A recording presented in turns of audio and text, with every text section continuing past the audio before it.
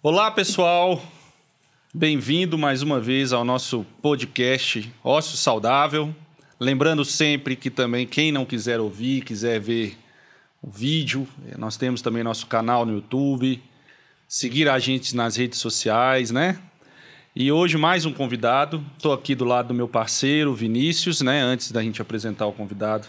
Queria apresentar Vinícius. Grande Rafa. Tudo bom, Vinícius? Mais uma vez aí, uma discussão interessantíssima. Vamos ter aqui um bate-papo fantástico. A gente vai poder aprender muito sobre empreendedorismo, inovação, tecnologia com o conquistense, né? Nosso grande amigo Arilson Peçanha. Eu queria que você se apresentasse, Arilson, para a gente começar a conversar desse mundo do empreendedorismo que nos anima muito. Que inclusive é uma troca, né? Estamos aqui diante de empreendedores também. Boa noite, Rafa. Boa noite, Arilson. Então, eu sou...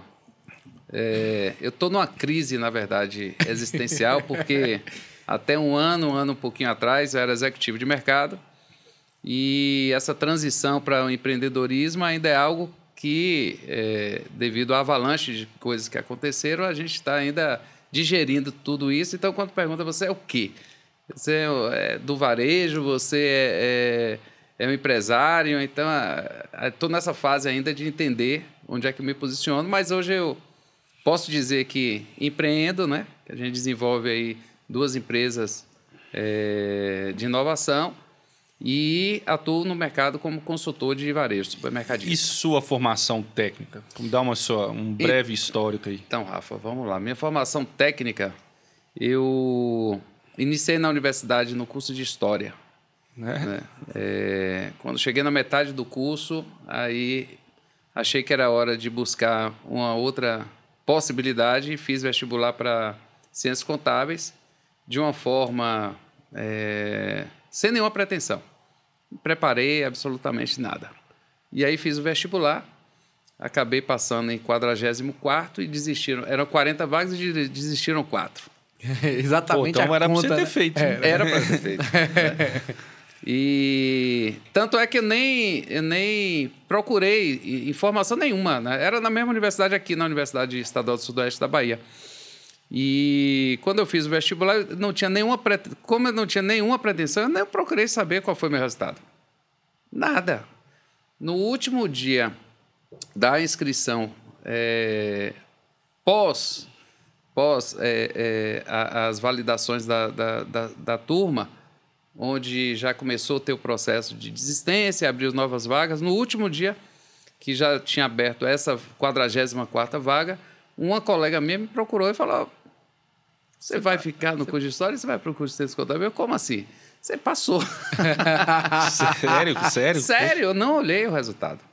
Não tinha olhado o resultado. Não tinha pretensão nenhuma. Eu resolvi fazer por uma...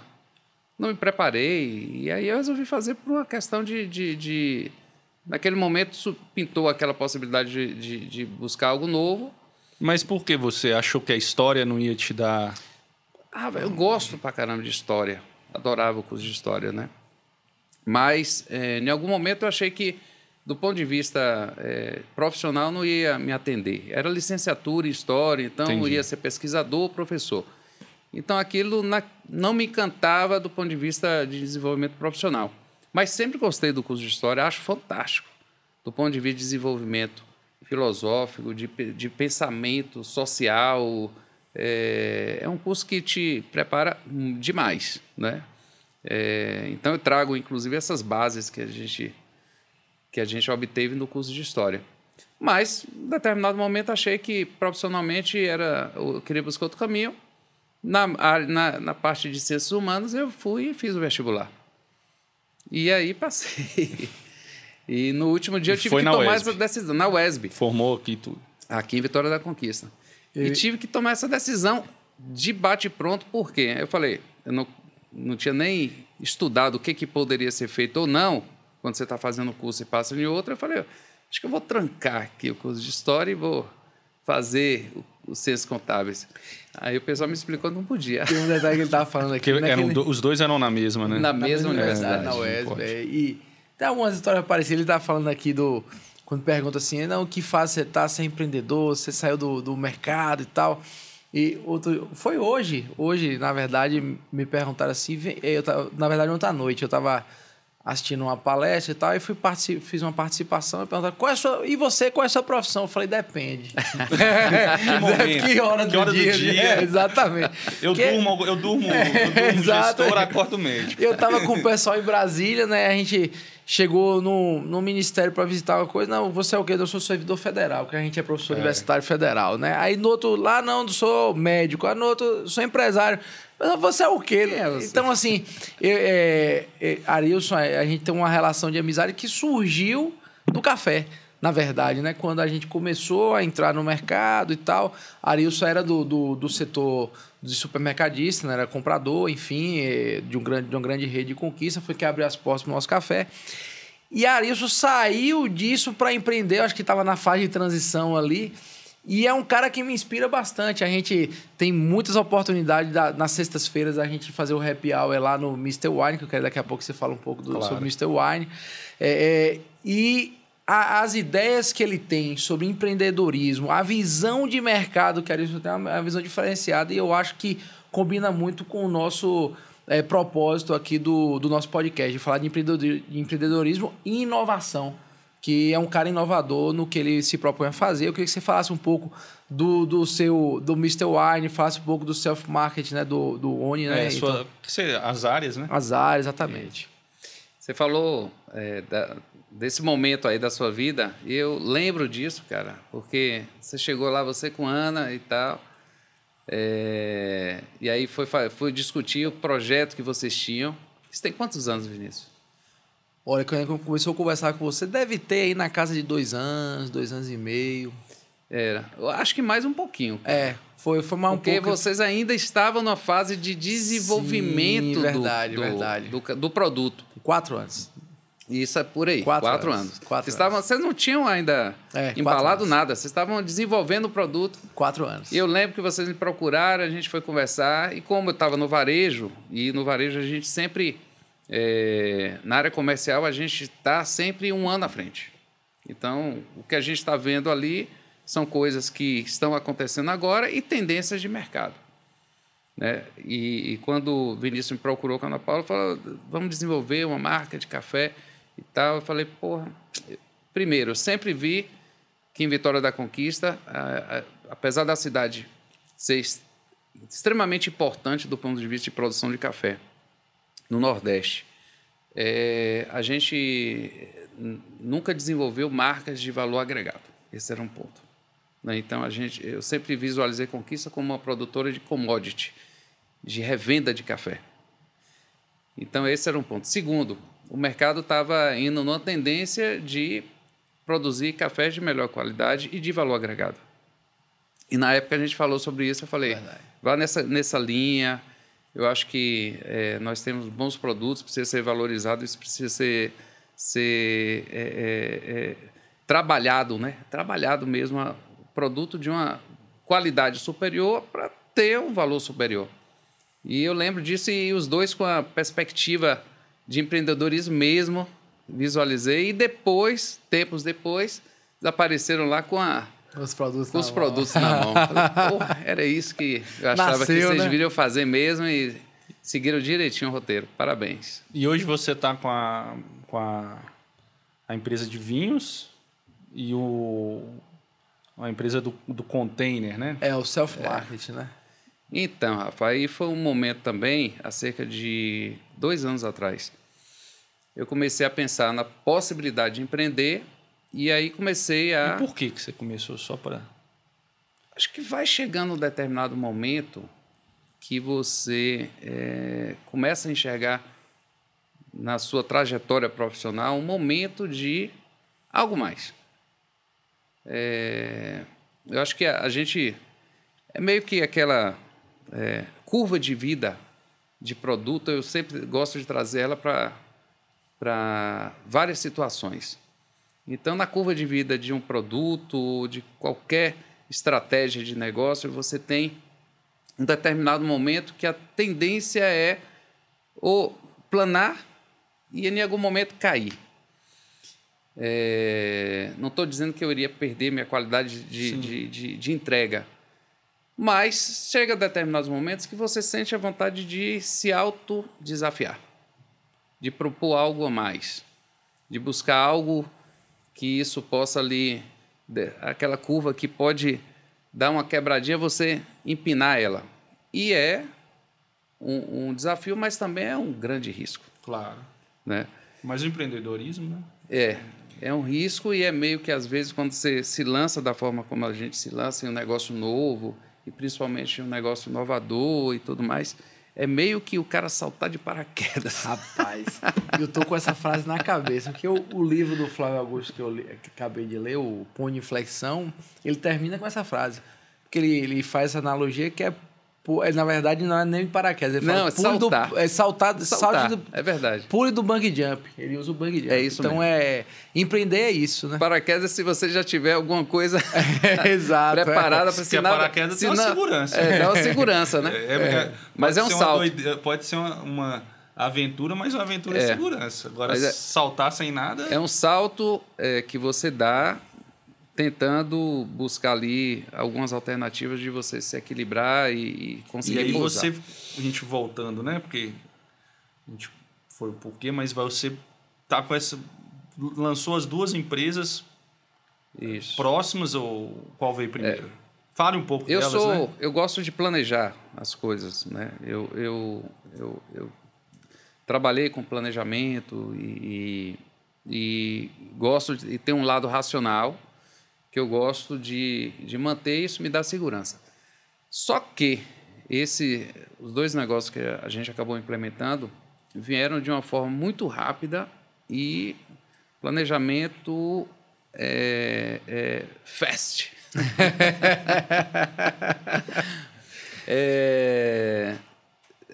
Não era o ideal, né? Para você fazer uma transição como essa, tá no mercado executivo e você vai migrar para um empreendedorismo, é você fazer um planejamento de 1, 2, 3 anos, né, pela frente. E quando você tiver toda a segurança do mundo ou uma boa segurança, você tomar essa decisão. E não foi bem isso que aconteceu, porque há cerca de 2 anos atrás eu fiz uma viagem, a gente começou a pensar em alguns negócios. E aí eu comecei a fazer um plano de negócios. 2 planos de negócio, na verdade. E esses 2 planos de negócio amadureceram de uma forma muito rápida. Né? Que foi o Mr. Wine, eu acabei encontrando um parceiro entusiasmado, a pessoa que eu apresentei o projeto, a arquiteto que eu apresentei o projeto, captou a mensagem muito rápida e, de repente, com 1 mês eu estava com o 3D exatamente do que é a loja hoje. Né? E depois disso eu apresentei o projeto para os shopping centers aqui de Conquista e a receptividade foi também muito boa. Falando especificamente do Mr. Wine. E nessa apresentação do projeto surgiram algumas situações que foram convenientes para aquele momento. A gente estava atravessando ali a saída da pandemia. É isso que eu ia te falar. Você começou no momento bom, né? Pois é. Então, essa questão influenciou também. Porque você pega um momento que é a saída da pandemia. Então, para alguns, seria um momento de muito risco. Para outros, é um momento de uma oportunidade. Porque você arrisca aquele momento que vai ser um momento que ele vai passar. Né? Com certeza. E se você chegar ali, pousar naquele momento ali, você ainda vai encontrar um terreno que dá para negociar algumas coisas, né? E depois você usufruir da tomada de decisão. E foi nisso que a gente se apegou. Então, foi uma junção de fatores e a gente resolveu arriscar. No Mr. Wine foi dessa forma e no Marketplace, que aí são as lojas autônomas, também foi um pouco disso, porque acabou surgindo um contrato que não era esperado para já, e aí já surgiu o contrato e a gente teve que tomar uma decisão também de iniciar o negócio ou deixar passar. E o Marketplace, o que é? É uma loja que você vende por QR Code? Mais ou menos. Marketplace aí tem muito a ver, os dois negócios têm muito a ver com... São varejos, né? Então tem muito a ver Acho que isso é importante, né? Você vai empreender, então você tem que ter um conhecimento sobre o que você vai empreender. Claro. Então, você se sente mais seguro, né? E eu acabei me sentindo mais seguro porque iam ser 2 negócios que têm a ver com varejo. Especificamente um negócio de bebidas ligado ao mundo dos vinhos, que é algo que eu já vinha desenvolvendo e trabalhando há algum tempo, através da atividade que eu realizava. E a lojas autônomas, né, é uma tendência de mercado do varejo mundial. E num ambiente mais seguro, que seria lojas em condomínio. Sim. Então, lojas que trabalham e operam 24 horas por dia, 7 dias por semana, sem atendente. Então, a conveniência. Eu acabei sendo seduzido por esse modelo de negócio, mesmo sabendo de todo o risco que ele tem da inovação, né? Quando você se lança em um mercado novo de inovação, esse mercado normalmente é um mercado para os líderes, né? Não é para os ousados iniciantes, né? As regras da administração dizem que o líder de mercado é que deve investir, gastar uma grana e energia para as inovações daquele momento, né? Ele tem capacidade para isso, para lançar um produto novo. Então, essa é a norma de mercado. Por que isso? Porque os entrantes, eles têm um risco muito maior, né? Porque a gente vai lidar ali com uma série de problemas que são inerentes de um novo negócio. Quando você já é líder de mercado, você já tem uma massa, você já tem Ele tem uma reserva, casco, né? Para dar errado. Você tem uma reserva e é sua obrigação, na verdade, né? Tentar. Não deu certo? Ok, absorve. E para quem é entrante, para quem não é líder de mercado, é um risco muito maior. Mas empreender é igual a risco, né? Faz parte, né? E aí o mercado, você não tem nenhum atendente lá nesse marketing? Não. A pessoa pega... O que acontece? A gente está no varejo, então... Tem, né, em Conquista, né? Tem. Hoje a gente tem 5 lojas operando. O varejo, ele principalmente... A pandemia acelerou muita coisa. Sim. Né? Eu acho que a pandemia não criou. Sim, a gente acelerou. Comentando isso. A pandemia não criou, ela acelerou. E em alguns momentos ela deu uma acelerada, foi a 150 por hora e agora está a 120, algumas coisas, outras coisas estão a 80. Mas antes estava a 60. Então, tudo deu uma adiantada. E o varejo ele tem multiformas de atender o consumidor final, né? Então, a loja física, o e-commerce, o delivery. E aí surgem as lojas autônomas, que são lojas com self-checkout, sem cada vez mais autoatendimento, né? Você não precisa ter necessariamente uma pessoa ali para lhe atender, os produtos já estão embalados. E a barreira, muitas vezes, é o pagamento, é você passar no PDV. Isso é uma tendência mundial. E com as questões hoje sociais e geográficas, a necessidade de ter lojas autônomas, mais do que a própria redução do custo, né? Sim. Passou a ser importante, né? Imagine, tem casos que tem na Europa, você tem locais isolados de fazendas, de pequenos fazendeiros cooperados naquela região e não tem um comércio por ali.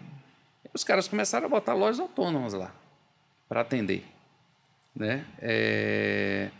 E isso começou a ser testado em outros ambientes. E condomínios passou a ser uma coisa interessante, porque cada vez mais começou a se fazer condomínios distantes, né, com aquela característica de condomínios Conquista muito nisso, né? Muitos condomínios. Conquista tem uma característica muito forte para isso, e isso também nos motivou bastante. Agora, assim, eu acho que realmente talvez o start foi os condomínios distantes, mas eu acho que vai ser uma tendência, condomínio meu mesmo que eu moro, se eu tiver um lugar desse lá, eu vou achar ótimo. Com certeza. Só de eu andar a pé e lá e pegar um... Quero comprar um... Vamos supor, às vezes você um salgado. Chega em casa mais tarde, não tem nada aberto. Isso. A gente estava até falando ontem, um grupo de amigos, que eles vão para um forró, o festival de forró de Mucugê. Sim. Que dizem que à noite tem muita dificuldade para comer lá. E aí eles vão levar as misteirinhas com pão de forma e um queijo para chegar no hotel 2 da manhã depois da festa, que não acha lugar para comer. Então, né, se tiver uma coisa assim, é muito bom. Você chega à noite e não tiver nada... Quando eu vi os marketplaces aqui em Conquista, eu não sabia que a Ericeira que era o responsável. Depois que eu descobri, eu falei... Tem muito tempo que eu tô na fila para ser sócio. Aproveitar que eu falar, tô na fila para ser sócio, que isso aí é uma ideia. E você interage o marketplace com o Mr. Wine ou não? Não muito. Ele não vende um vinho lá ainda, não? Vende, mas a característica... eu tento... Nesse momento, não criei uma interação entre os negócios, até porque cada negócio tem o seu desafio próprio. E a sua taxa de perda? Porque tem como a pessoa não pegar e não pagar? Tem. É alta aqui ou é a mesma média, por exemplo, nacional? Esse tipo de negócio, Rafael, ele é baseado em uma questão que é chamada... Eles são negócios chamados negócios de relação de confiança. Por mais que a gente tem um certo controle. Sim. Né? Quando você entra, é através de um aplicativo. Então, até a empresa que a gente se associou, que é a Oni, ela tem uma base de sistema que nos dê uma confiança para não entrar em outras operações que existem hoje, Brasil afora, que não tem tanta segurança assim. Então, esse modelo que a gente trabalha, você tem um aplicativo que você se cadastra no aplicativo e para você acessar, você faz a leitura do QR Code através do aplicativo. Então, já vai direto no cartão, né? Aí libera a porta. Isso. Quando libera a porta, você é identificado. Então, a partir daquele momento, a gente sabe que você entrou. Então, é mais ou menos os modelos dessas biqueiras de chopp, né? A gente bate o QR Code, ela abre a biqueira, você abriu, consumiu, fechou a porta para você. Aí tem que, para pegar de novo, tem que abrir uma outra, né, porta. Aí... Isso. Se aquele cartão de identificação identifica você e não é um genérico, tudo bem. Porque ele precisa identificar que é Rafael que está entrando. No nosso caso, identifica Rafael entrou às 22h50, né? E Rafael saiu às 23h10. E a gente sabe também o que você comprou. Ah, então é muito seguro, né? É seguro, porém, você tem que fazer uma verificação, né? No outro dia você tem que verificar e como a gente identifica a hora de entrada e a hora de saída, você consegue ir lá na câmera e buscar e verificar se está tudo certinho. Acontece o desvio? Acontece o desvio. E a gente está preparado para isso. É um modelo de confiança e é um modelo inovador. Então, vai acontecer algumas situações, como acontece também na loja física. Claro. Né? Então, e não sim, por isso que se busca, nesse momento, ambientes mais reservados e mais seguros. Está se preparando, o mercado vai se preparar, a gente começou a falar sobre isso, vou complementar. O mercado está se preparando para que este modelo, em algum momento, ele vai estar nas vias públicas. Em algum momento, você vai ter as lojas de conveniência de posto de gasolina autônomas. Que a gente tem já, né? Fora do nosso país. Fora né? do país já é uma realidade. Você já tem hoje alguns testes. Vários anos, né? Você tem hoje muita loja semi-autônoma. Eu estava ontem numa loja de varejo no aeroporto de Guarulhos, ela é semi-autônoma. Ah, eu sei. Eu vi. Pronto. Então, você tem lá o self-checkout, a loja praticamente está funcionando ali, não tem ninguém, é uma loja razoavelmente, né, de 150 metros. Eu fui lá para pagar, não conseguia. Aí que me explicaram. Aí eu falei, mas não tem ninguém aqui? Eu falei, não tem. Você paga dali, ó. Aí eu fui paguei. Aí tem uma pessoa, às vezes tem uma pessoa ali, um orientador, um supervisor, né? Que é importante, né? E também aproveitei e estava fazendo uma consultoria em uma rede de supermercados e estava aproveitando para ver o modalidade de pagamento com reconhecimento facial para caixas self-checkout, que eu achei sensacional, porque muitas vezes você está ali no self-checkout, você está fazendo a leitura ali Então, você quer estar embalando as coisas, então você vai botar ali, às vezes você está com a mão ocupada, você vai fazer o pagamento pelo reconhecimento facial. Sensacional, cara. Pô, bacana. Você pede ali o reconhecimento facial, você bota ali o rosto. Tchau. Acabou. Então, há uma tendência para... E a gente já tem, né? Supermercados aqui em Conquista que você já paga sem tem um self-checkout. Né? Tem um self-checkout. Já tem. Então, eu já usei e achei ótimo. Exatamente. Não tive problema nenhum. Então, é um modelo de aprendizado. Nesse momento, a gente está aprendendo. Mas a tendência é que esse modelo ele cresça cada vez mais. E se você observar, muitos aplicativos de grandes varejistas já tem lá essa possibilidade. Certo? Se o cara amanhã resolve transformar aquela loja física em uma loja autônoma, você já tem em vários aplicativos a condição de fazer a leitura do código de barras, que muitas vezes você usa para fazer só uma pesquisa. Mas você já pode usar isso para você fazer a leitura do código de barras, comprar o produto, botar na sacola e ir embora. Então, a tendência o quanto isso vai representar no futuro, loja física, e-commerce, delivery e loja autônoma, aí é uma incógnita. Né? Mas, e até mesmo você falou, quero chegar no meu condomínio dentro da cidade, aí vão existir vários modelos. Você tem desde um modelo que a gente trabalha, que é o modelo de um container, que são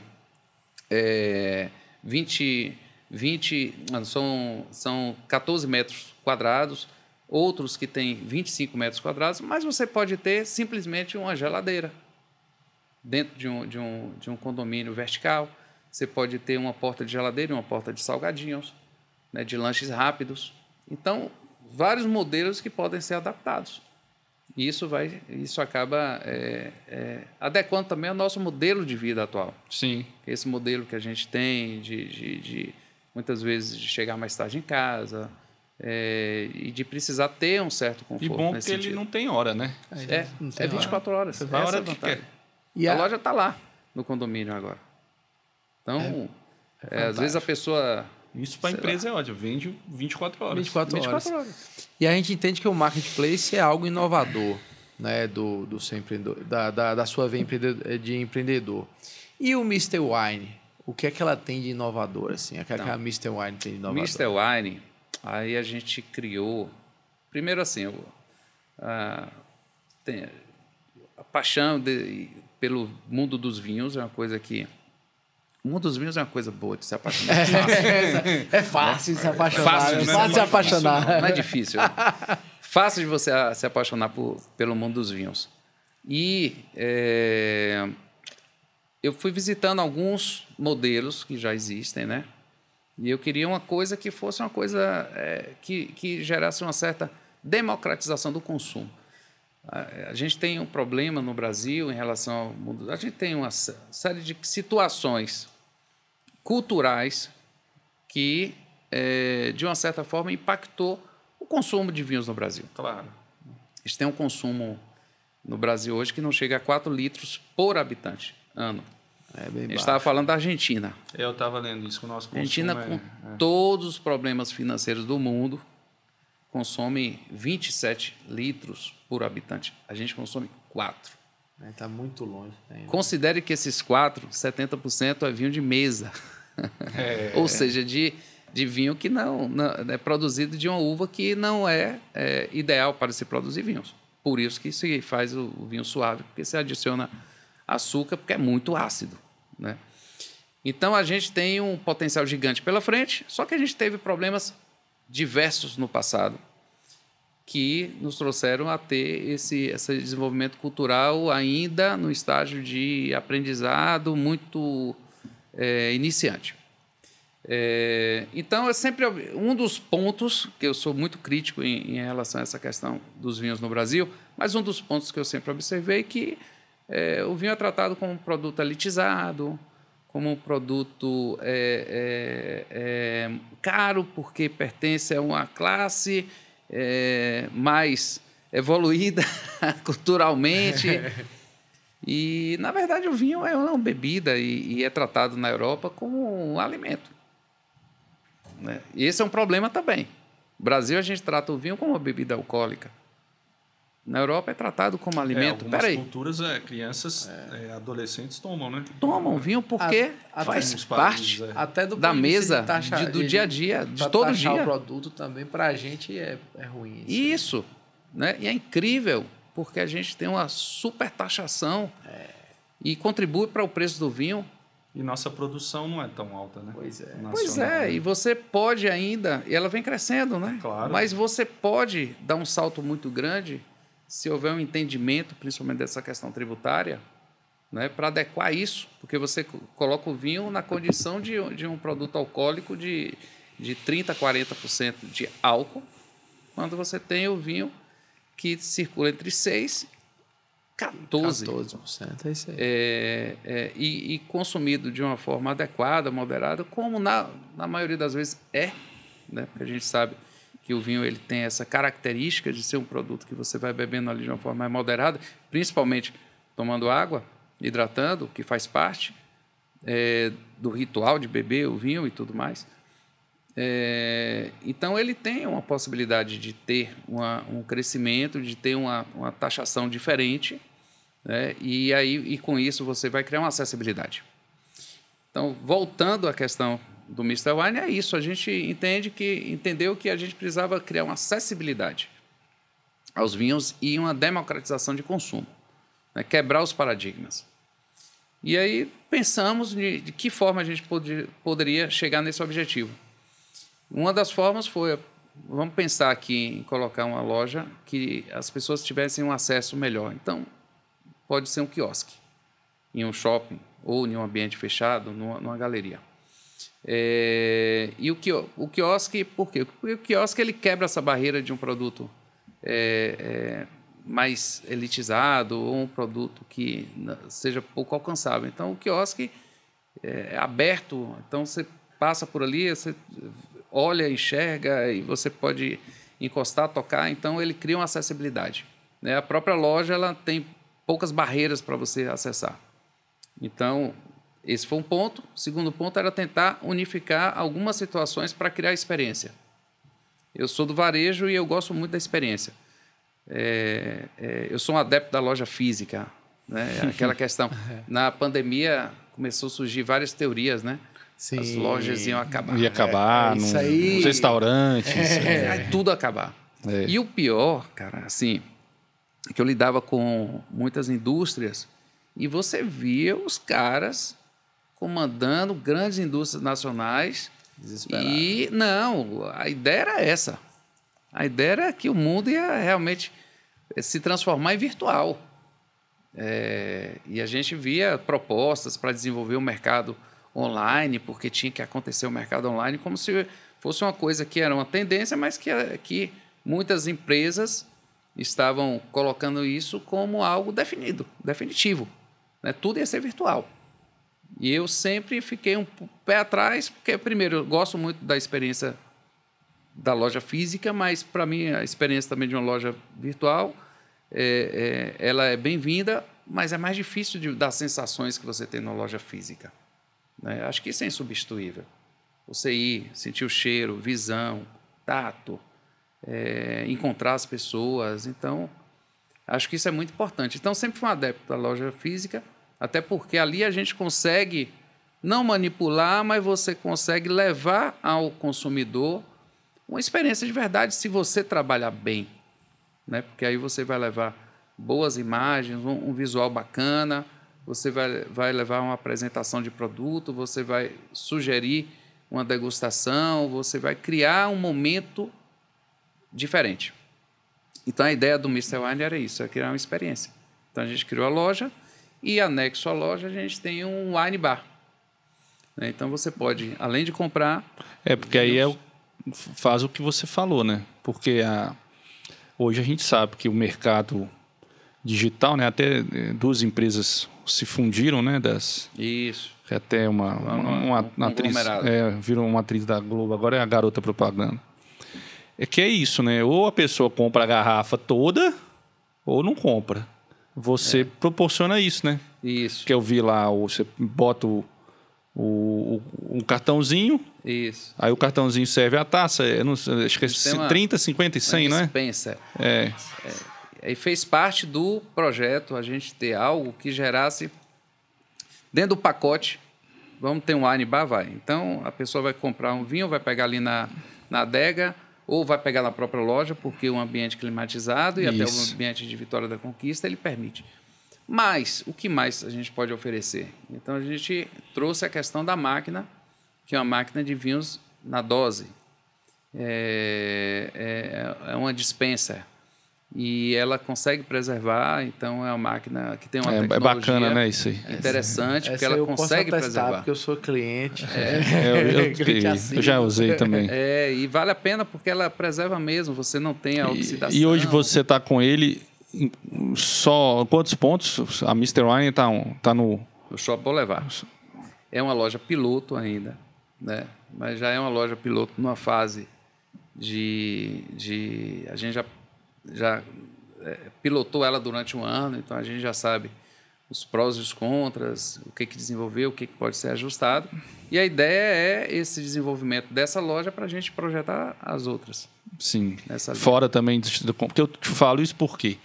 Porque a gente sabe como é o clima de Conquista, né? O clima de Conquista favorece, e não tenho essa medida, mas talvez a gente consuma em Conquista mais do que esses 4 litros anuais por pessoa, porque o clima favorece, né? Conquista é essa. A gente agora está saindo desse clima aí, né? Mas acaba que mesmo no calor, você pega uma sexta-feira à noite, o nosso faz um friozinho ali para abrir um vinho, né? Minha mulher gosta muito de vinho, né? Agora, como é que você, por exemplo, como você está falando que é um projeto piloto, eu tenho certeza que você está pensando em escalonar, como é que você projeta, por exemplo, sair, ou você num projeto de Conquista para abrir uma loja assim em Jequié, Ilhéus, Itabuna, né? E você vê o mercado nosso também, você acha que o Brasil, não só governo, mas a gente sabe que estão abrindo novos polos de vinícolas, né? A gente tem uma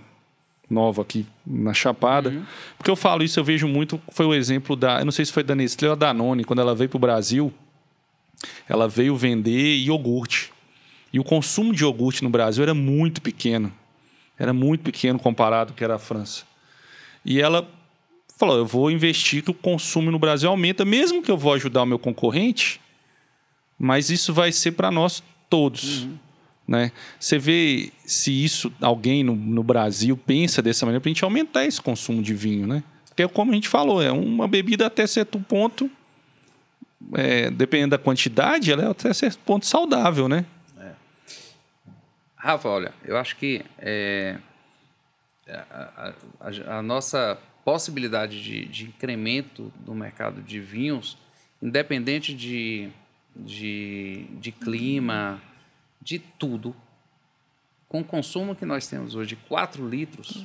É grande demais, né? Não dá para pensar em nenhuma barreira. E olha que eu sou desprovido dessas barreiras, totalmente. Por quê? Eu comecei a trabalhar um dos meus primeiros trabalhos foi numa indústria de refrigerantes e cerveja. E a gente estudava o mercado, e ainda é, se eu não me engano, o mercado mais consumidor de cerveja no mundo é a Alemanha. E qual é o clima médio da Alemanha? Por que isso vai ser uma barreira? Então, não é uma barreira. Você tem um consumo também. E até a temperatura da cerveja que toma lá é diferente daqui, mas continua tomando a cerveja. Exatamente. Né? Talvez o vinho, talvez lá, ele não precise refrigerar da forma, porque a temperatura já é 14 graus. Isso. Mas no Brasil a gente refrigera para chegar na temperatura de 14 graus. E aí a gente consome. Claro. Né? Então, acho que clima não é um problema, até porque a gente pode explorar mais os vinhos refrescantes no Brasil. Sim. Principalmente durante o verão. E a gente tem... E nós somos um destaque mundial de espumantes. O Brasil é um destaque mundial de espumantes. E a gente pode explorar mais os vinhos brancos, a gente explora pouco, pode explorar isso muito mais. Então, acho que nós não temos... O clima não é uma barreira para a gente. O desenvolvimento do mercado de vinhos passa por uma questão das próprias vinícolas, importadoras e distribuidoras brasileiras, de terem uma mentalidade mais expansionista, mais agressiva de mercado, mais de disponibilizar o produto e, principalmente, trabalhar a educação do consumidor. A gente vê hoje as pessoas querendo beber vinho e sedentas por conhecimento, porque ela quer entender melhor, ela quer saber o que ela gosta, né? Porque até então ela não teve essa possibilidade de um amadurecimento, como tem o europeu, que com 4, 5 anos de idade ele participa dos almoços na mesa e o vinho está lá fazendo parte da mesa. É produzido na família, né? É produzido na família, tem histórias, então ele acompanha isso desde sempre.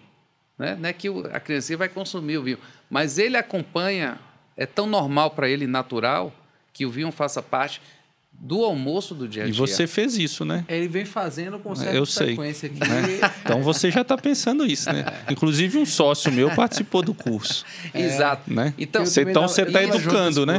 Isso. Isso já faz parte do sua visão de mercado. Na verdade, então. é a experiência, né? Faz parte, porque vinho não é um produto que você vai ficar impondo às pessoas o que ele deve beber ou não beber. E às vezes isso é comum. Às vezes as pessoas acham que porque tem um determinado nível social que deve consumir o vinho A, o B ou C, porque é um vinho mais caro. Quando, na verdade, é comum. Claro. Né? É porque agrega status também. Sim. E não é que não deva agregar status. Não tem problema nenhum você estar no restaurante e botar uma marca bacana na mas mesa. Mas isso também assim como você faz no uísque, você faz uma cerveja, uma vodka, eu gosto de uma IPA, eu gosto de uma... A cerveja que bate a foto e tal. Né? Não tem problema nenhum. Mas aquele consumo, aquela relação sua com o produto, com o vinho, é uma relação íntima. E que você precisa se descobrir isso até para você consumir mais e ter o prazer de consumir. Então, é importante você conhecer, é importante aprender, é importante degustar. América do Sul, a gente produz muitos vinhos específicos de uvas específicas. Então, é Cabernet, é Syrah, é Merlot, é Malbec. Né? E isso é bacana, porque aí as pessoas vão experimentar o vinho e ele vai ter aquela característica. Então, as pessoas se descobrem ali e falam, poxa, eu gostei dessa uva Carmené. Só que ela precisa entender que você vai ter vinhos Carmené e vinhos Carmené. Com certeza. Que vai depender de onde foi plantado, de quanto tempo ficou na barrica de carvalho, né? E saber valorizar isso. Porque você pode tomar um Carmené jovem e ter um momento dele. E você pode optar por um sábado à noite, num momento especial, tomar um Carmené envelhecido de barrica de carvalho para aquele momento ali de um bate-papo, de uma confraternização, que ele cabe naquele momento ali. Então, para você chegar nesse nível de aprendizado, é importante a gente conseguir levar um certo conhecimento e as pessoas experimentarem. Porque só você experimentando é que você vai entender em que momento você encaixa aquele vinho e aquilo vai lhe fazer bem, e as combinações, né? Esse lance de harmonização, que é importante você entender. Tem sentido, né? Acidez com acidez, mas é bom você experimentar para você começar a fazer a sua harmonização. Você fala, pô, minha orientação foi orientado a seguir essa linha e, pô, gostei dessa linha. Então, vou experimentar algo diferente aqui, vou botar um parmesão junto com um cabernet, chocolate, você pode combinar com vinho e fica tudo bem. A sobremesa, você pode sobremesa com vinho e fica tudo bem. Mas tem que proporcionar isso e experimentar. Com certeza. Mas você vê, a gente está falando bastante aí da questão dessa parte bonita, bacana, a experiência do vinho. Mas voltando para a parte dura de empreender, conta para a gente aí, o que é empreender na Bahia e no Brasil? Quais são os prós e os contras da gente estar aqui em Vitória da Conquista, empreendendo em Conquista, Bahia e Brasil? O que é que você vê como pontos positivos e pontos negativos dessa questão geográfica, política e cultural? Tá aí uma pergunta boa, viu, cara? Quer abrir um outro podcast? Quer começar de novo? A gente marca outro dia. Pô, porque você fez uma pergunta sensacional. Mas tem uma amplitude e gera uma discussão aqui que a gente tinha que pontuar. Política, as dificuldades. para mim, particularmente, foi um grande aprendizado e está sendo um grande aprendizado. Porque, até então, eu tinha trabalhado em empresas. Né? Então, comecei trabalhando numa multinacional. Então, eu fazia o meu papel ali e até aquela multinacional chegar no ponto que chegou, os desafios já tinham sido superados há centenas de anos atrás. Né? Então, quem lança a empresa, quem funda a empresa, passa por situações... Quem não herdou, principalmente, né? Você passa por situações que são ímpares. E, ao mesmo tempo que a gente sofre por passar por isso, é um privilégio também. É um aprendizado. E eu digo, especialmente no Brasil, acho que a gente condicionou o desenvolvimento das empresas de uma forma muito sofrível, cara. Então, a burocracia ela é extremamente prejudicial, absurdamente prejudicial. O modelo que nós temos hoje é um modelo de impedir o desenvolvimento de qualquer empresa. A gente tem hoje uma situação que... É nocivo, né? É nocivo, é absurdamente nocivo e absurdamente pessoa, né? Você vê a estrutura estatal nossa e os políticos entrando e saindo não muda. Não mudar. É absurdo mesmo. Então, quem empreende e quem consegue manter sua empresa aberta 1 ano, 2 anos, 3 anos e consegue romper essas barreiras são guerreiros vencedores. Eu costumo dizer o seguinte... eu comparo o desenvolvimento de uma empresa, de um empreendedor, de uma empresa que está sendo lançada no mercado e está sendo lançada de uma forma sem incentivos ou na conta certinha, sim, certo? Dentro dos seus limites ali de grana, de possibilidades, como você chegar no mar e aí aquele mar bem forte, bem tal, revolto. Revolto. Aí, para você entrar no mar, você enfrenta aquela arrebentação, né? Onda batendo, que você dá um passo para frente, 2 para trás. Essa arrebentação nossa aqui alguém no Brasil, puxa, estatisticamente, são 5 anos, né? Na verdade. E esse mar seu não tem nada de oceano azul, né? Não tem oceano azul. Esse aí tá longe do oceano azul. Nada de oceano azul. É o mar real mesmo. Real. Esse... Real. E aquele mar que você tenta nadar e alguma coisa te puxa e, de repente, você tem alguma alavanca para frente, daqui a pouco te puxam para trás e todo dia você experimenta essas situações. E essa pessoa, né, que gera emprego, que gera crescimento econômico, que gera PIB. E é um negócio tudo. Assim que a gente fala que é coisa até surreal, que é lógico, né? Como é que você vai jogar contra, digo, o governo, com uma pessoa que vai aumentar o PIB e gerar emprego? Mas é fato. E né? às vezes a carga tributária é gigantesca, as leis trabalhistas são dificílimas. Antiquadas. E uma coisa que eu vejo que você leva bem é que você está num negócio que você consegue diminuir muito o seu custo em relação a empregados, né? Porque o seu trabalho, a gente vê que tem uma área tecnológica muito bom, o seu empreendimento, né? Pois é,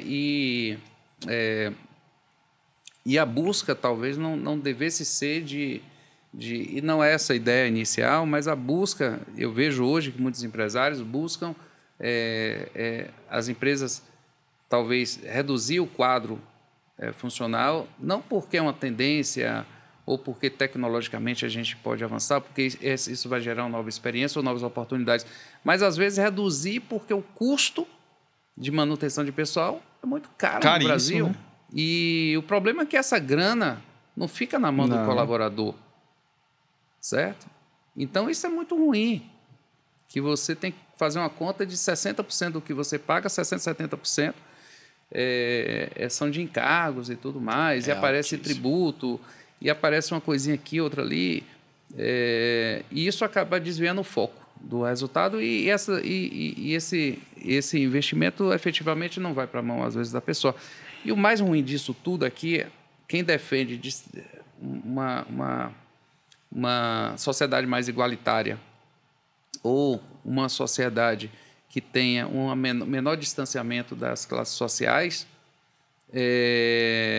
não trabalha esse ponto. Então, quer dizer, como é que você vai conseguir gerar justiça social se você não apoia aos geradores de emprego? Não consegue. Minha opinião, porque quando você tem uma carga tributária desse tamanho, você gera inflação, porque o seu produto vai ser mais caro. Você não tem a população com esse poder de compra todo, então você vai vender menos. Então, a tendência é falir a empresa. Quando ciclo, você desonera a empresa, desonera a folha, é mais dinheiro na mão das pessoas. E mais dinheiro que circula. Então, isso sim é um investimento na distribuição de renda. Né?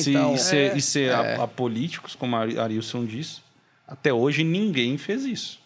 Né, na política. Verdade. E o que gera, na prática mesmo, o que gera emprego é crescimento econômico. Na verdade, em alguns setores... Tem como brigar contra isso. Dinheiro não nasce no fundo de quintal, no fundo de casa.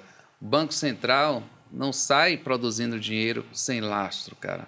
Dinheiro é produzido através de trabalho e desenvolvimento econômico. Na verdade, alguns setores existe a possibilidade de você desonerar a sua folha e tal, né? Mas você tem que ser elegível para aquilo. Né? Existem regras específicas. Mas o empreendedor na parte, não é difícil.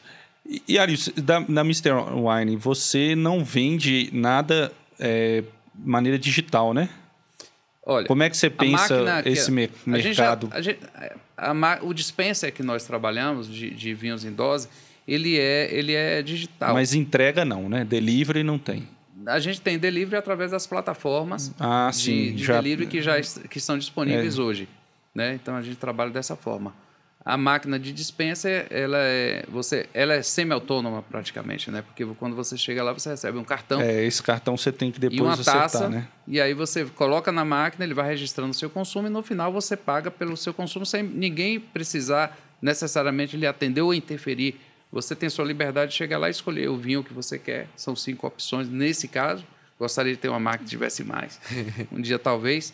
Aí são 5 opções que você vai lá e escolhe o vinho que você quer, lá tem o valor, a quantidade, você escolhe a quantidade e você pode navegar nessas opções. Mas a máquina ela pode conseguir conectar direto com o cartão da pessoa? Tem essa possibilidade? Quando você coloca cartão de crédito, quer dizer. Isso em breve. Cenas dos próximos capítulos. Cenas dos próximos capítulos. A ideia... É aí que ele vai escalonar. Vai escalonar. A ideia também você vai ver essa maquininha aí em vários lugares. Vai sair de casa, você vai ver uma maquininha dessa lá na rua. Eu já te falei, né? Necessariamente, eu já te falei, eu já tinha visto essa máquina, né? Eu visitei Mendonça agora. E é uma cidade que tem uma cultura de vinho, a Argentina, muito maior que a nossa, né? Muito maior. Mas acredito que Conquista tem uma cultura em relação ao resto do país, principalmente no Nordeste, muito boa, né? De cultura. Sim, Conquista. Então, lá é impressionante. Você anda lá, toda esquina tem uma maquininha dessa. Eu acho que Conquista, ela tem... Assim como outras cidades que acabam... empresários acabam... tendo os mesmos objetivos. Então, Conquista acabou tendo um desenvolvimento porque os supermercados começaram a fazer um trabalho bacana nesse mundo. Sim, as distribuidoras começaram a fazer um trabalho bacana. E você viu, né, esse processo nos supermercados, participei, né? Dei minha contribuição. E aquilo ali te contribuiu a pensar em empreender nisso? Contribuiu. Você viu uma coisa ali que, esse mercado aí está meio vago em Conquista. Será que eu... Eu acho que pensando no mercado a gente chama de on-trade ou mercado de bares e restaurantes, sim. Né? Porque você chega num shopping center, por exemplo, e você encontra lá café, sorvete, quiosque da cerveja. Tem, realmente. Por que não tem o quiosque do vinho? Dessa forma como a gente planejou o Mr. Wine. Porque existem no Brasil afora outras modelos parecidos. Mas eu quis criar algum modelo que tivesse nossa cara, mas entendendo que cabe nesse mercado. Né? O seu quiosque, qual que é o tamanho?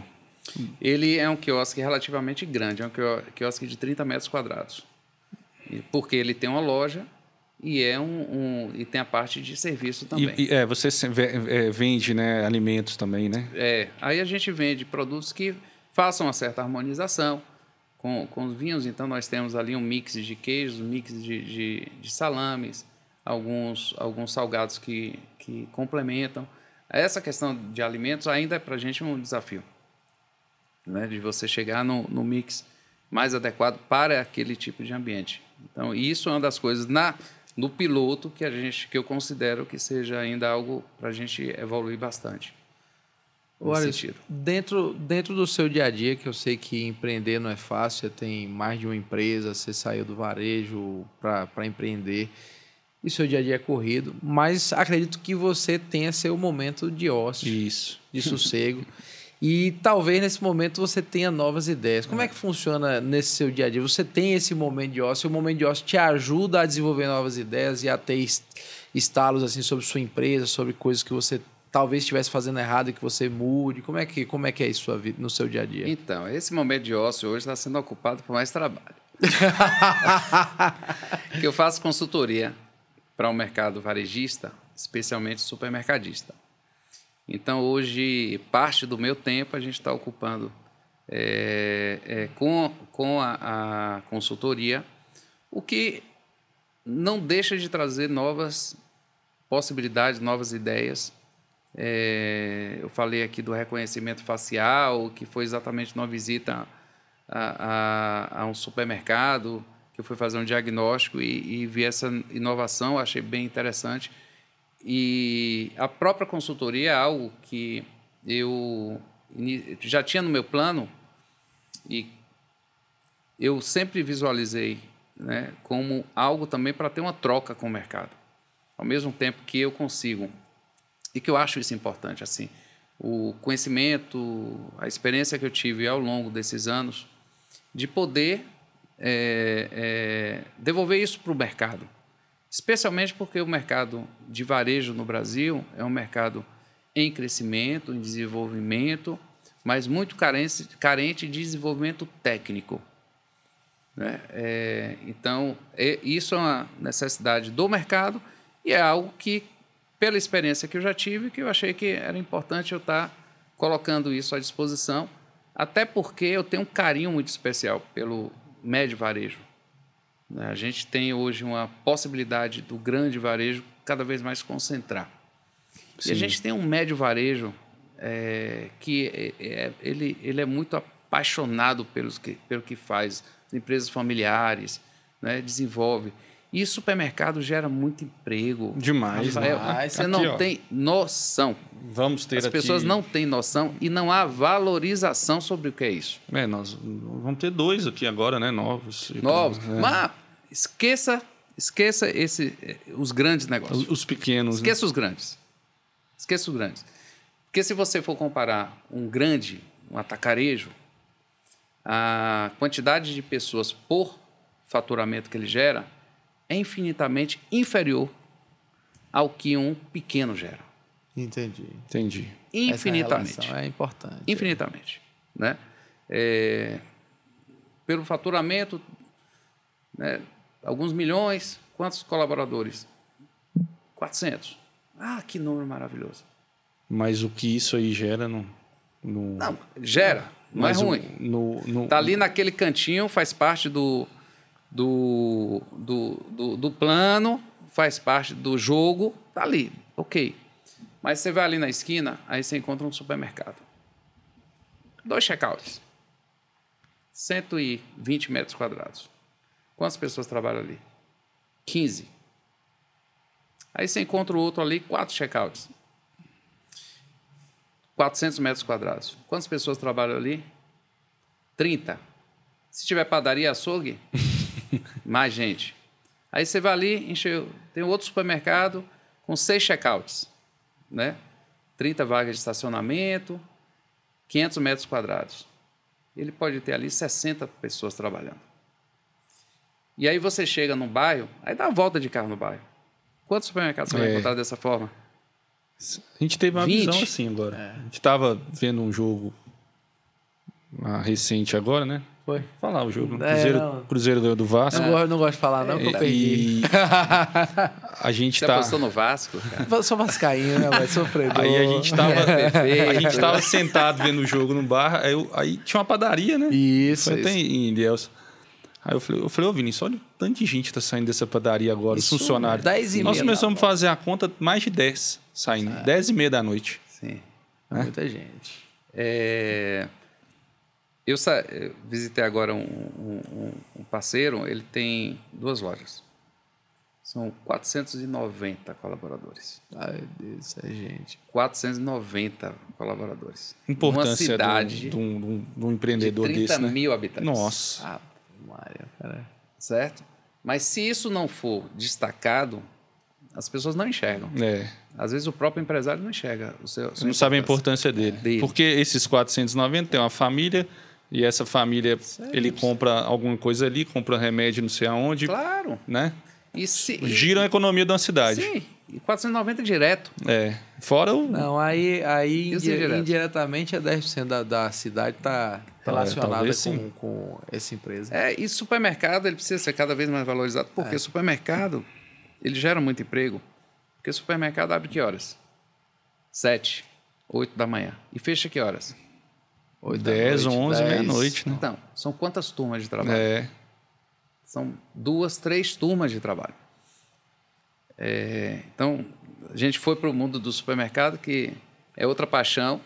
A gente percebeu a paixão dele falando de supermercado. E eu acho que é importante, assim, enquanto a gente tem um conhecimento na área de varejo, você tentar levar isso para o supermercadista, porque é um mundo extremamente complexo, o mundo do supermercado. Eu acho que é um único ambiente de trabalho que você consegue reunir praticamente todos os micro-organismos e macro-organismos de um sistema empresarial. Porque no supermercado, um supermercado de um padrão mais alto, digamos assim, no sentido dele ter todos os setores do supermercado, você vai ter indústria, porque você tem lá padaria, rotisseria, confeitaria. Você vai ter lá dentro açougue de transformação. Você vai ter lá dentro um profissional de nutrição para poder controlar isso. Você vai ter lá dentro o financeiro para poder fazer essa gestão. Você vai ter lá dentro contabilidade. Você vai ter gestão. Você vai ter gestão de pessoas, recursos humanos. E não é assim simples, gestão uma loja que tem 300 colaboradores, então você tem que ter tudo isso muito bem organizado. Por isso que o varejo é tão difícil, né? É difícil. Porque o custo não é baixo. É difícil. Não é o custo baixo, a margem é pequena. E por isso que você vê, né, as ações de varejo, geralmente elas começam bem, mas a gente já está tendo a Magalu aí já despencando. Aquele famoso Barcini, ele fala que ele não investe em varejo, ação de jeito nenhum. Ele falou, eu compro tudo, eu não compro empresa de varejo. Esses dias eu estava conversando com uma pessoa que ele é apaixonado pelo varejo também, queria investir, ele trabalha em outro segmento. Ele falou, rapaz, tá, o fulano fatura... Porque varejo fatura bem, alto, normalmente. Você pega uma loja da esquina ali, que tem 8 checkouts e tal, o cara pode estar faturando 1 milhão por mês. Pronto. 2 milhões por mês. Quantas indústrias faturam isso? Não é simples. Só que ele trabalha ali... Dele Pronto. Aí ele perguntou, qual é a margem? Eu falei, rapaz, olha, uma operação boa hoje, cara, vai numa margem de 3% a 4%. Se tiver produção, outras coisas que melhoram a margem, pode chegar de 7%, 8%. Ele, como assim? Não é possível. Eu não invisto em nada que não me dê 10%. Eu falei, porra, dá uma olhada lá nos balanços divulgados pelos maiores varejistas do Brasil e vê quem é que chega nessa margem de 10%. Não chega. Porque eu não estou falando de uma empresa pequena, não. Pega os melhores e veja quanto é que é a margem. Não chega. Nós estamos próximo do fim, Alisson, mas eu tenho uma pergunta e uma curiosidade. E o marketplace, né? A gente que é da área de saúde, tem 2 médicos aqui. Você poderia vender ali remédios que não dependem de receita? receita, por exemplo, antibiótico tem que ter uma receita, vai ter que ter uma pessoa para dispensar, né? Farmacêutico e tal. Eu acho que até tem drogarias já que são assim, né? Em grandes centros. Mas desculpa a minha ignorância, eu não sei se antibiótico a gente consegue comprar. Mas você poderia vender, por exemplo, vamos pôr aí uma dipirona, um anti-inflamatório nesses... Pois é, neste momento não. Por quê? Porque existe uma resolução que impede que o varejo supermercadista venda remédios. Vocês devem se lembrar Agora, que há tempos atrás... a farmácia pode vender tudo, né? Araújo, em Belo Horizonte, ela vende tudo. Então, aí é uma crítica minha em relação às associações de supermercados que permitiram essa inversão, digamos assim, né? As farmácias se transformaram em um mini mercado, praticamente. Sim. E os supermercados não podem mais comercializar. Antigamente, você chegava no check-out, você tinha lá, né? Tinha. Os remedinhos básicos, né? Que se usava. Hoje você não pode. Estados Unidos pode, né? Os grandes, a Target, a Walmart, eles vendem. É uma definição que precisa ser regulamentada. Seria muito interessante pela questão da necessidade, né? Pô, o horário, você está falando num condomínio. Exatamente. Seu menino está lá precisando de dipirona, até não seja um antibiótico, realmente eu acho que tem que ter a dispensa, controle, né? Mas a dipirona seria fantástico, né? Então, nesse não, olha, não podemos, infelizmente. Dentro da sua linha de pensamento dentro do empreendedorismo, o que é que você pensa em deixar de contribuição social na sua vida? Você tem algum projeto específico? Ou você ainda não pensa nisso, você está numa fase muito inicial? Eu penso da seguinte forma, Vini. O que a gente puder desenvolver de negócios e que isso gere o desenvolvimento de um diferencial competitivo para as empresas, eu sou muito bairrista. Então, a característica, acho que muito específica do conquistense. Mas eu sou muito bairrista pela cidade, pelo meu estado. A discussão das dificuldades do desenvolvimento de um empreendedor no estado, especialmente na Bahia, cabe um podcast todo. Que aí eu tenho uma crítica enorme em relação à Bahia, porque a gente vive num estado extremamente consumidor que não dá nenhum valor ao desenvolvimento econômico real e não tem nenhum plano nesse sentido. Mas eu acho que o que a gente puder gerar de diferencial competitivo, de valorização de empresas, para que a nossa cidade, o nosso estado, o nosso país seja visto como um player importante, inovador do mercado, eu acho que isso é importante, acho isso que é uma contribuição que eu gostaria de deixar. E, claro, acima de tudo, a gente conseguindo desenvolver as pessoas, né? Então, acho que o desenvolvimento de qualquer negócio, ele passa pelo desenvolvimento dos seus colaboradores, dos seus associados. Uhum. São eles que vão fazer com que as empresas cresçam, né? E que eles comecem a ter, cada um seu aprendizado, seu desenvolvimento, autodesenvolvimento, desenvolvimento assistido, para que eles possam, lá na frente, ser seus sócios, cara. Eu acho que o mercado precisa que a gente... não é um pensamento muito brasileiro, né, de desenvolver a sociedade enquanto visão de crescimento de uma empresa. A gente tem um pensamento aqui muito de empreendedorismo, sempre foi uma questão de Brasil mesmo, da gente ter as empresas com dono e uma certa dificuldade do próprio empresário de enxergar em seus colaboradores como potenciais sócios. Para que você... Vamos pensar só do ponto de vista racional.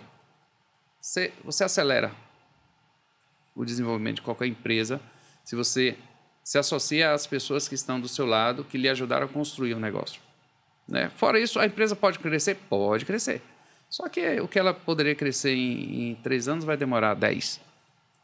Então, acho que ajudar as pessoas a se desenvolverem, crescerem e, que, se possível, crescer juntos e ajudar a desenvolver a empresa juntos, que amanhã ou depois elas possam Até seguiu delas, né? Associados. Você já fez uma coisa boa. Eu acho que excelente. É algo que você deixa como algo efetivamente transformador. Né? O assistencialismo, até determinado momento, é necessário, né? Mas o que vai transformar qualquer ser humano é o seu desenvolvimento. Não tem outra fórmula, entendeu? O assistencialismo, ok, para você jogar... No momento de urgência ali, né? Joga o bote para salvar o cara, é necessário. Mas depois tem que ter uma maneira de ir lá ensinar ele a pegar a fruta, né? É ele que vai conduzir isso, né? Porque ele vai replicar isso. A sociedade forte é uma sociedade que todos os cidadãos sejam fortes, né? Culturalmente, tecnicamente, profissionalmente. Então, acredito muito nisso e se a gente puder ajudar nesse sentido, já fizemos nossa parte. Grande verdade, Ivan. É isso, né? Mas a gente queria agradecer muito sua presença aqui no nosso podcast. Passa as redes sociais aí da Mr. Wine, contato, então, se quiser, né? Claro. Porque às vezes não quer, né? Mr. Wine Brasil. Né? Tá no Boulevard, né? Hoje, Shopping Boulevard. Isso. Né? Mr. Wine Brasil, você vai encontrar nas redes sociais. Tem lá todos os nossos contatos, as informações necessárias. Eu, Arilson Peçanha. Né? E do Marketplace. E o Marketplace, né? A gente tem Marketplace Conquista. Né? É o segmento de mercado que a gente está desenvolvendo. Acho que é isso. A consultoria é comigo pessoalmente. A gente está ainda na fase de desenvolvimento desse segmento também de profissional. Bacana demais. Só lembrar, quem não quiser ouvir, tem o canal do YouTube, né? O nosso pode ver também. Podcast. E é isso, né? É isso. Bom ócio a todos. Bom ócio a todos. Agradecer quem está vendo a gente, quem está ouvindo. E agradecer a Arilson nos muito bom, viu, Arilson? Fantástico. Foi um aprendizado. A troca aqui foi fantástica, cara. Adorei. Você vê dois médicos aqui, saudável. A gente ouviu um pouquinho de... E falou de vinho, né? E falou de vinho, também foi legal. Tem algumas coisas que você joga ali e o assunto vai... Vai. É bacana.